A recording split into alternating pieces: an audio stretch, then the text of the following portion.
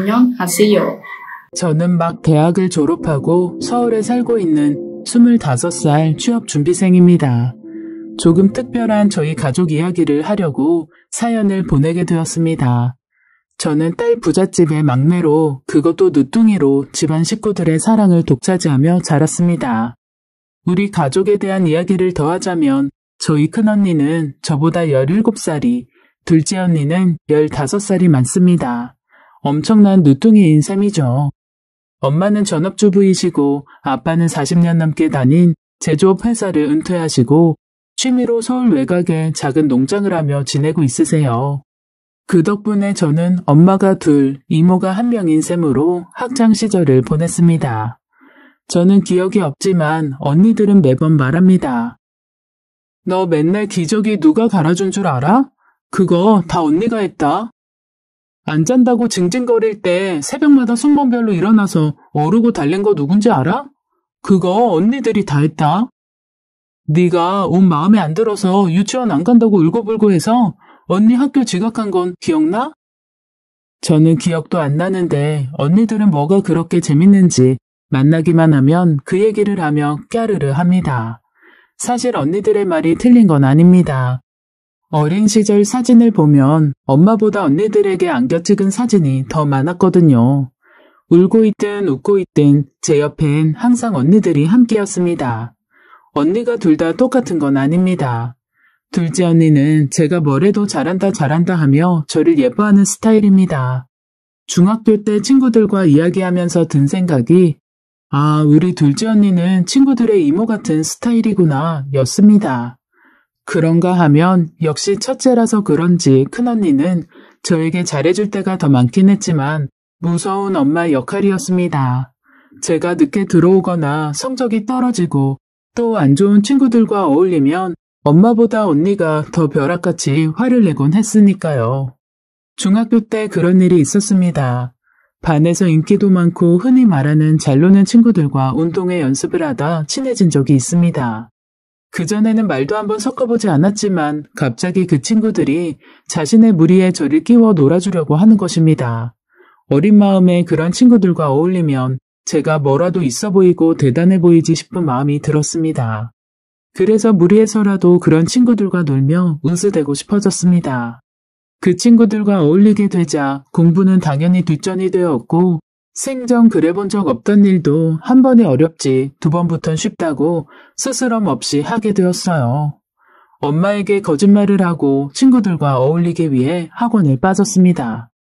그때 생전 그런 적 없던 제가 말도 없이 학원을 빠지자 학원에서는 제가 무슨 일이 생겼나 싶어 집에 전화를 하게 됩니다. 그리고 우연히 집에 있던 큰언니가 그 전화를 받았습니다. 저는 평소처럼 학원에 다녀온 척을 하기 위해 비슷한 시간에 집에 귀가했고 대충 둘러대기 위해 오늘 학원 버스가 늦게 왔다. 공부하느라 너무 힘들었어서 오늘은 일찍 자겠다. 이런 핑계들을 대며 제 방으로 빨리 도망치려 했죠. 큰언니는 제 방까지 쫓아와서 팔짱을 끼고 저를 노려봤습니다. 친구들이랑 재밌게 놀았어? 언니의 말에 저는 가슴이 철렁 내려앉았어요. 아니라고 말해야 되는데 무슨 말을 할지 시나리오도 대충 짜놨었는데 머릿속이 하얘져 버렸습니다. 아무 말도 못하고 어버버 언니만 바라보고 있는데 언니가 코웃음을 치더군요. 언니가 못 느꼈을 것 같아? 요 근래 네가 변한 것 같다고 느끼긴 했어. 생전 손 안 대던 언니 화장품에도 손을 대고 주말마다 신경 써서 나가고 밤마다 전화하느라 문 닫고 있고. 아니 그게 아니라 엄마는 속여도 언니들은 못 속이는 거 알지? 언니의 말에 입이 뜨악 벌어졌어요. 다 알고 있었다는 사실이 너무 충격적이었죠. 언니 화장품을 몰래 쓴 것도 둘째 언니 옷을 몰래 훔쳐 입고 나간 것도 다 알고 있었다니. 왜 알고도 말 안 했어? 저는 어린 마음에 자존심이 상해 씩씩거리며 되려 소리쳤습니다. 그거야 네가 어련히 알아서 잘할 거라고 생각했으니까. 언니의 단호한 모습에 할 말을 잃었어요. 갑자기 미안한 마음이 들기도 했고요. 언니도 저의 그런 표정을 읽었는지 제 옆에 와서 앉고 제 손을 잡았어요. 은영아, 잘 들어. 친구들이랑 어울리는 게 나쁘다는 게 아니야. 언니들 화장품 쓰고 옷 빌려 입는 거? 그런 건 1000번도 더 빌려줄 수 있어. 너도 호기심도 생기고 친구들이 하면 따라하고 싶을 나이니까 그런 거 다 이해해. 언니들도 그렇게 컸으니까. 그렇지만 공부는 해도 그만 안 해도 그만이 아니잖아. 네 미래를 위해 네가 할 수 있고 해야 되는 가장 우선순위가 공부야. 그런 친구들이랑 어울리느라 미래의 너에게 미안할 짓은 하지 않았으면 좋겠어. 아직도 언니의 진심 어린 눈빛과 말이 잊혀지지 않습니다. 저를 혼내기 위한 게 아니라 진심으로 저의 미래가 걱정되어 그런 것 같았거든요. 어린 마음의 방황을 그렇게 끝내기로 했습니다. 그 친구들과 서서히 멀어져 더 이상 어울리지 않게 되었고 다시 예전처럼 공부에 전념하는 모범생으로 돌아왔습니다. 내심 섭섭하고 아쉬운 저의 마음이 보였는지 둘째 언니가 어느 날 제 방에 들어와 저에게 장난을 걸었어요. 은둥, 공부하느라 힘들 텐데 먹고 싶은 거 없어? 저의 애칭은 은둥이었습니다. 없어. 아니, 언니가 듣기로는 우리 은둥이가 방황을 끝내고 돌아왔다길래 이뻐서 맛있는 거 좀 사주려고 했지? 하여튼 둘이 비밀이 없지. 제 말에 둘째 언니는 히히 웃으며 저의 머리를 흐트러뜨렸습니다. 그렇게 저는 작은 에피소드 같은 사춘기 시절을 끝냈습니다. 꽤나 상위권 성적을 유지했던 제 성적이 흔들리기 시작했던 것은 가장 중요한 수험생 시절이었어요. 어려운 문제는 고사하고 앞부분에 기초적인 문제에서도 흔들리기 시작했습니다. 이제와 생각해보면 수능을 앞뒀다는 부담감과 두려움 때문이었던 것 같아요. 책상 앞에 붙여놓은 수능 날짜가 목을 조여오는 것 같았습니다. 고등학교 2학년까지 우수한 성적으로 전교 10등 안에 들고 모의고사도 주요 과목에 많이 틀려야 3, 4개이던 성적이 고등학교 3학년 타이틀을 달자마자 무너지기 시작했습니다. 참 이상하죠? 다 아는 문제인데도 옳지 않은 것을 고르시오와 옳은 것을 고르시오를 구분짓지 못해 틀린 답을 고른다는 게요. 중학교 시절 방황은 애들 장난이란 소리가 나오기 시작한 게 저의 19살 시절입니다. 가족들과의 대화도 줄고 모자란 성적과 수능의 압박에 힘들어 온갖 짜증을 부리기 시작했습니다. 아침 먹고 가.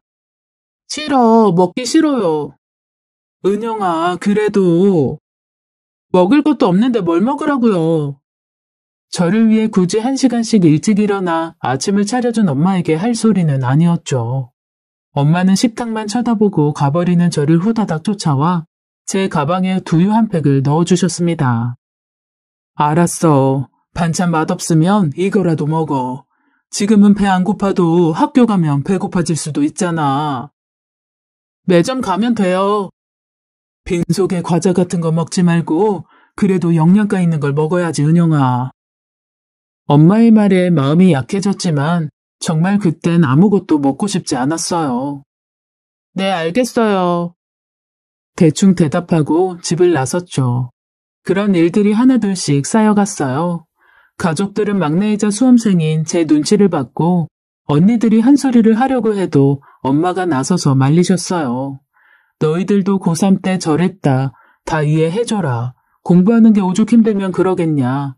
그렇게 엄마 아빠가 모두 철저하게 제 편이었어요. 그리고 대망의 수능날 전 역시나 시험을 망치고 말았죠. 기대했던 것보다 더 엉망인 결과에 앞이 막막했어요. 어떻게 살지? 도저히 내 것이라 믿어지지 않는 성적에 암울해하다 제 방에 들어오는 큰언니에게 불똥이 튄 거였죠. 언제까지 방에만 처박혀 있을 거야? 식구들이 지금 다 너 걱정하는 거 몰라? 언니, 나 혼자 있고 싶어. 나가. 어차피 성적 안 좋을 거 알고 있었다며. 그러면 그 이후에 어떻게 할지를 생각해야지. 무작정 방에 처박혀 있는다고 해결이 돼? 언니가 뭘 한다고 그래? 식구들이 무슨 내 걱정을 하는데. 다 자기 살기 바쁜데. 저는 그때 참던 울분이 왈칵 터졌습니다. 제 암담한 마음을 아무도 이해하지 못할 거라고 함부로 판단 내렸죠. 이번만큼은 언니도 물러서줄 생각이 없는지 컴컴한 제 방에 불을 켜고 한 걸음 다가왔어요. 너 때문에 식구들 숨도 제대로 못 쉬고 네 눈치만 보고 있는 건 네 눈에는 안 보여? 그게 왜 나 때문이야? 너 진짜 이기적이다, 김은영. 어쩜 너밖에 몰라? 언니가 엄마야? 왜 엄마도 가만히 있는데 언니가 난리야? 둘 다 큰 소리를 내자 저희를 말리러 온 건 집에 있던 둘째 언니와 아빠였어요. 은주야, 너까지 왜 이래? 그만해. 아빠의 말에도 언니는 물러서지 않았죠. 지금 그게 중요해? 네가 공부 안 해서 성적이 안 좋은 걸 왜 가족한테 돌려? 언니의 말에 저의 눈에선 눈물이 뚝뚝 떨어졌습니다. 가장 아픈 것을 호흡하는 그 말에 저는 아무 말도 하지 못하고 그저 울기만 할 뿐이었죠. 큰언니도 아차 싶은 표정이었어요. 그런 말까진 하지 말았어야 하는데 하는 표정이었지만 이미 말은 뱉어졌고 저는 상처받을 만큼 상처를 받아버렸습니다. 그 이후 저는 결국 재수를 하게 되었고 아침 9시까지 재수학원에 가서 밤 11시에 귀가하는 날의 연속이었습니다. 주말에도 친구들을 만나지도 가족들과 어울리지도 않으며 제 생애 가장 암울한 20살을 보냈습니다. 그러는 동안 큰언니와는 완전히 사이가 틀어져 저는 언니에게 어떤 말도 건네지도 않았고 언니 역시 그런 저에게 몇 번 다가오려 시도하다 포기하고 말았습니다. 그렇게 두 번째 수능을 한 달 앞둔 시점 점점 큰언니가 이상해지고 있다는 생각이 들었습니다. 밥도 잘 안 먹고 저는 물론 가족 누구에게도 말을 붙이지 않고 마치 첫 수능이 끝난 저처럼 세상이 끝난 사람처럼 자기 방 안에만 틀어박혀 있었습니다. 방에서 조용히 공부하던 어느 날 엄마의 큰 소리에 놀라 방문 가까이 귀를 가까이 했습니다. 회사를 그만뒀다고? 언니는 말이 없었어요. 은주야, 제정신이야? 아무리 지금 힘들어도 그렇지 어떻게 살려고 회사까지 그만둬? 제 짧은 인생사에서 엄마가 그렇게 소리를 지르고 우시는 걸 본 적이 없었습니다. 큰언니는 끝까지 대꾸가 없었고 멀리서 듣기에도 속이 타들어가는 가슴 아픈 엄마의 목소리엔 울음이 섞여 있었습니다. 내가 모르는 사이에 큰언니에게 많이 힘든 일이 생겼구나 그런 생각이 들었지만 저는 당장 눈앞에 놓인 수능시험이 더 중요했습니다. 이번에도 망한다면 저에겐 그 어떤 미래도 없을 것 같았거든요. 시끄러운 바깥에서 애써 신경을 돌리려고 이어폰을 끼고 공부에 집중했습니다.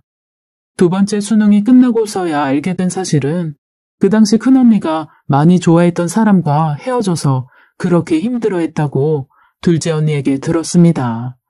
왜 헤어졌느냐고 물었지만 언니는 거기까지는 자기도 잘 모른다고 말했습니다. 그때 큰언니는 37이었고 꽤나 큰 기업에서 과장 직급까지 동기 중에 제일 먼저 달 정도로 유능하다고 들었어요. 안녕하세요. 그런 사람이 생업도 다 포기하고 주저앉을 정도였으니 얼마나 그 남자를 사랑했는지는 대충이나마 짐작할 수 있었습니다. 저는 두 번째 수능이 끝나고 1년을 죽었다 생각하고 공부만 한 것에 대한 수능 성적표를 받을 수 있었어요. 원하는 대학, 원하는 학과에 진학하게 된 것이지요. 가족이 다 그렇듯이 저와 큰언니도 제가 대학에 들어가고 자연스럽게 화해하게 되었습니다. 너의 대학 입학금과 첫 등록금은 언니가 내주고 싶다고 언니가 먼저 말을 걸어왔고 저는 못 이기는 척 그렇게 해달라고 했습니다. 그 이후로 한마디 두마디 대화를 늘려갔고 언제 그랬냐는 듯 언니와 다시 돈독해졌어요. 그렇게 꿈에 그리던 즐거운 대학 생활을 시작했고 그러는 사이 둘째 언니는 5년 동안 만났던 남자친구와 결혼을 하게 됐습니다. 처음으로 가본 상견례 자리에 심장이 쿵쾅거렸지만 다행히 언니의 시댁이 될 형부네 가족들은 생각보다 훨씬 따뜻하고 좋으신 분들이라 마음이 놓였습니다. 다음날 집으로 돌아온 둘째 언니는 술이 살짝 취해 있었어요. 늦은 새벽이었지만 저는 4학년 마지막 방학 기간으로 밤낮이 바뀐 생활 패턴으로 지내고 있었습니다. 그 덕에 언니들의 이해할 수 없는 대화를 들을 수 있었죠.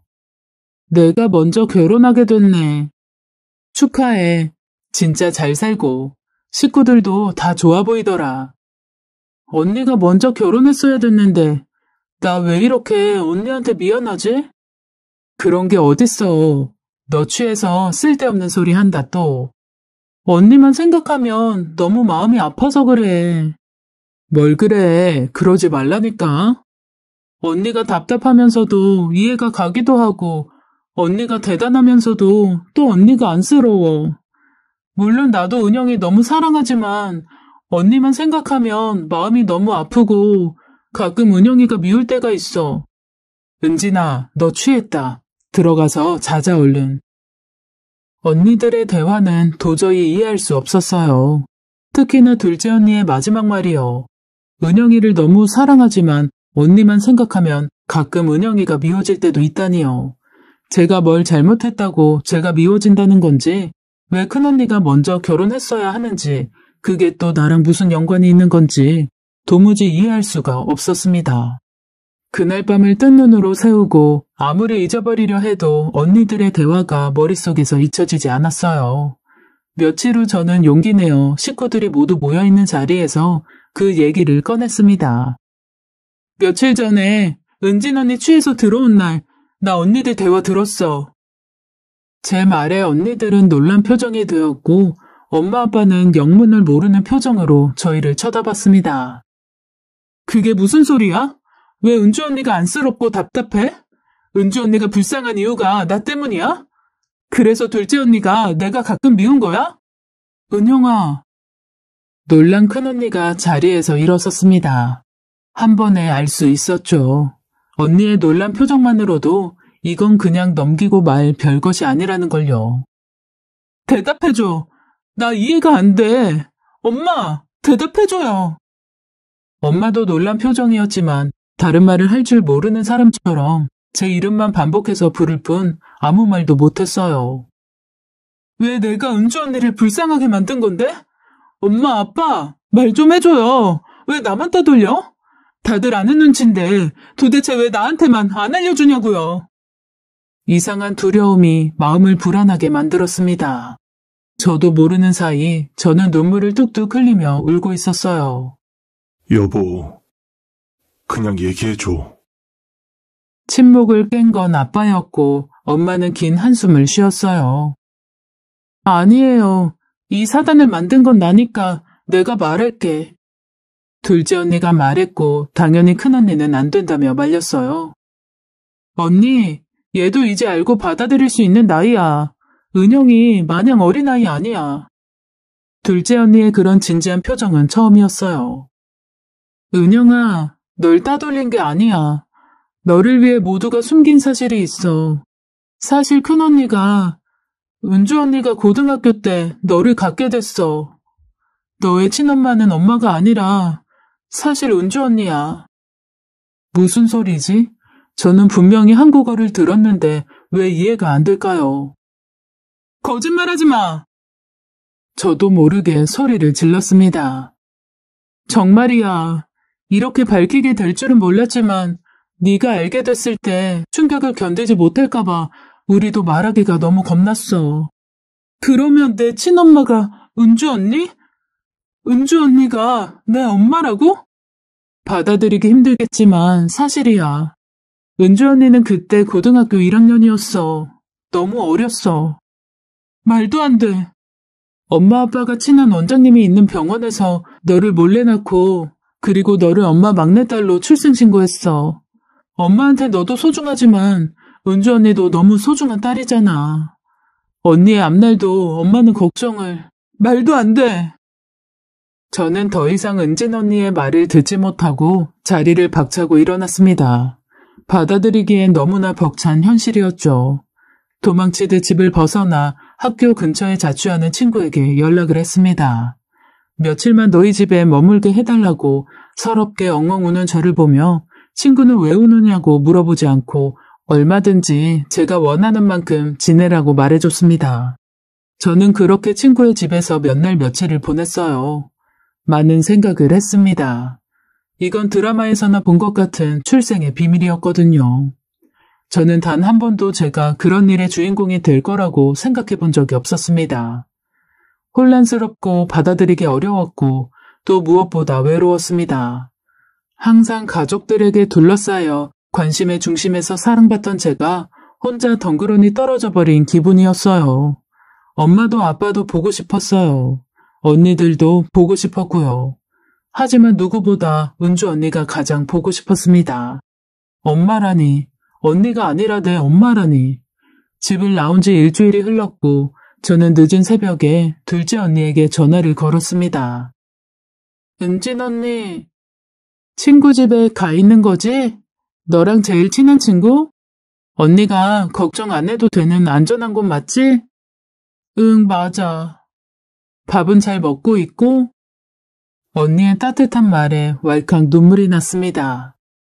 은영아, 울지 말고. 전화 올 줄 알고 기다리고 있었어. 아무리 힘들어도 식사는 거르면 안 돼. 알았지? 다들 잘 지내고 있어? 아니, 다들 어떻게 잘 지내. 우리 집안 막내가 없어졌는데. 네가 친구 집에 가 있을 거라 짐작하고 있었는데 친구가 연락을 줬어. 너 거기 있다고. 저랑 제일 친한 친구는 저희 집에도 몇 번 놀러 왔었고 그때 언니들과도 친해졌습니다. 그래서 번호도 알고 있었고요. 너무 따뜻하고 날 위해주는 사람들이 주변에 참 많다는 생각에 갑자기 또 눈물이 날 것 같았습니다. 언니가 미리 말해주지 못해서 미안해. 언니도 겁이 났어. 네가 어떻게 받아들일지 너무 겁났어. 미안해. 그렇게 도망쳐버리면 안 됐는데. 아니야. 많이 놀랐지. 언니, 은주 언니가 그 남자랑 헤어진 이유도 혹시 나 때문이야? 그래서 언니도 내가 가끔 미웠던 거야? 은주 언니는 원래부터 결혼 생각 없었어. 주변에서 다 결혼해도 네 옆에서 너 커가는 모습 보고 너한테 필요한 게 뭔지 항상 제일 먼저 알아차리고 너에게 주고 싶어 했어. 그게 돈이든 의지할 수 있는 사람이든 뭐든 다. 그러다 우연히 만난 사람이었는데 언니를 많이 사랑했나 봐. 계속 그쪽에서 결혼하자고 했고 언니도 그 사람 많이 사랑했대. 나 언니 그렇게 힘들어하는 모습 처음 봤어. 우리 둘 다 언니는 항상 강한 사람인 줄 알았잖아. 근데 나 때문에. 아니야, 은영아. 그렇게 생각하지 마. 그런 거 아닌 거 알잖아. 은주 언니의 선택이었고 그 누굴 사랑한다 해도 너보다 사랑하지 않아. 이건 내가 장담할 수 있어. 너 때문이 아니라 은주 언니가 널 많이 사랑해서 네 곁에 있고 싶어서 언니가 남은 거야. 내가 술 먹고 그렇게 말한 건 그건 잊어줘. 절대 널 미워한 적 없어. 그냥 술에 취해서 헛소리가 튀어나왔어. 용서해 줄래, 은영아?